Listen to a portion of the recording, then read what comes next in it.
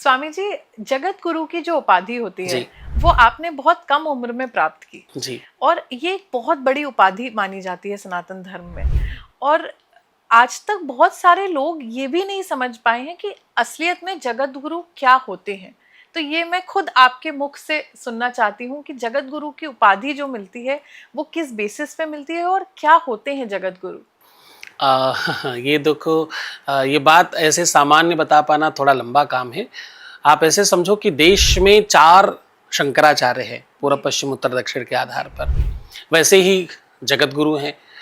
जगत गुरु का मतलब होता है, जगत का मतलब है वर्ल्ड, पूरे विश्व का जो गुरु है उसको जगत गुरु कहते हैं। जी और ये राम कृष्ण दुर्गा हनुमान के उपासक जो चतुर्पंथ हैं, 4 पंथ माने जाते हैं, उनके जो अनुयायी हैं वो अपने सर्वश्रेष्ठ गुरु का नाम जगत गुरु कहते हैं। जी शैव्य शंकराचार्य निर्माण करते हैं और वैष्णव लोग, वैष्णव साधु जगत गुरु का निर्माण करते हैं। ये विश्व का सर्वोच्च पद है, इसके ऊपर कुछ नहीं होता। तो जैसे क्या इस पद राजनीति को में पाना बहुत राष्ट्रपति, टफ है। देखो टफ तो भोजन करना भी है।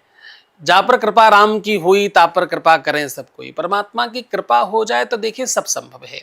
राजनीति में जैसे राष्ट्रपति का सर्वोच्च पद है, जी वैसे ही अध्यात्म में सर्वोच्च पद जगत गुरु और शंकराचार्य का है।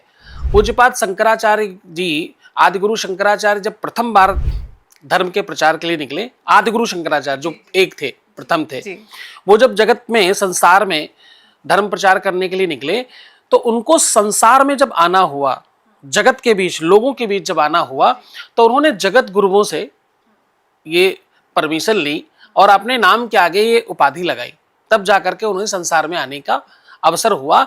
इसलिए शंकराचार्य को भी पहले ये लिखना पड़ता है जगत गुरु, श्रीमद जगत गुरु शंकराचार्य, वो लिखते हैं श्रीमद जगत गुरु शंकराचार्य। जी और जो वैष्णव हैं उनको तो कुछ लिखना ही नहीं, हो तो सीधे सीधे जगत गुरु लिखते हैं। तो ये विश्व का सर्वोच्च पद है और ये सिर्फ और सिर्फ आपको मिलता है आपकी नॉलेज, आपके ज्ञान, आपकी तपस्या और आपकी साधना के आधार पर।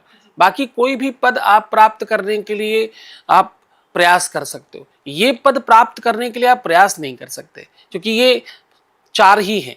जी इस दिशा में चलने के लिए जब ईश्वर खुद चाहे, वो नियुक्त करना चाहे, जी तो ही ये संभव हो पाता है। और ज्यादातर बहुत वृद्ध लोगों को मिलता है। तो ये 140 वर्षों के बाद प्रथम बार ऐसा हुआ कि मुझ अकिंचन को और सामान्य व्यक्ति को न जाने भगवान ने क्यों इस पद से नवाज दिया, लेकिन ये पद 100 साल, 144 साल बल्कि वर्षों के बाद ऐसा हुआ कि इतनी कम आयु के, इतनी युवा व्यक्ति को जगत गुरु बनाया गया।